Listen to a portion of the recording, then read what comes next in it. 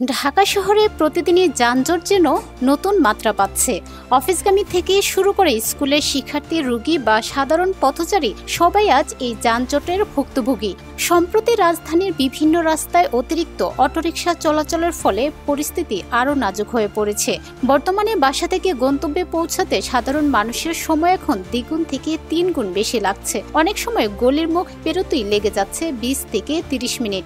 ঢাকার বিভিন্ন এলাকা ঘুরে দেখা যায় সকাল বিকাল তো বটে, দিন দুপুরেও রাস্তায় লেগে থাকে অন্তহীন যানজট।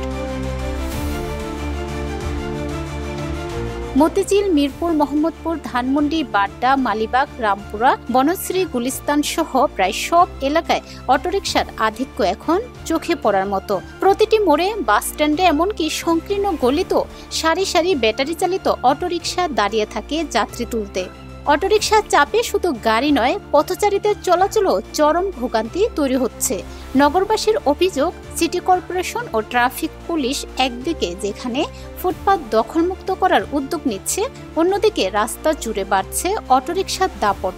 বিশেষ করে অনুমোদিত ব্যাটারি চালিত অটোরিকশা, যা এখন রাজধানীর বিভিন্ন সড়কে অবাধে চলছে। এতে যান চলাচলে বিশৃঙ্খলা তৈরি হচ্ছে এবং দুর্ঘটনার আশঙ্কাও বাড়ছে। জীবন অবাক না করলে কে করবে? 28% মিল্ক ফ্যাটের অবাক করার সাথে ফ্রেশ মিল্ক পাউডার। জীবন অবাক করুক প্রতিদিন।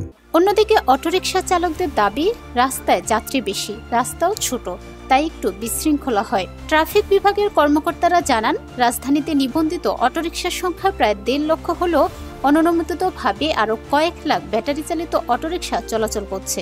এসব যান অনেক ক্ষেত্রে ট্রাফিক আইন মানে না, উল্টো পথে চলে, যেখানে সেখানে থামে। বিশেষজ্ঞদের মতে, ঢাকা শহরের সংকীর্ণ সড়ক, যানবাহনের অসংগঠিত বৃদ্ধি এবং গণপরিবহনের ঘাটতি মিলিয়ে রাজধানী কার্যত নিয়ন্ত্রণহীন হয়ে পড়ছে।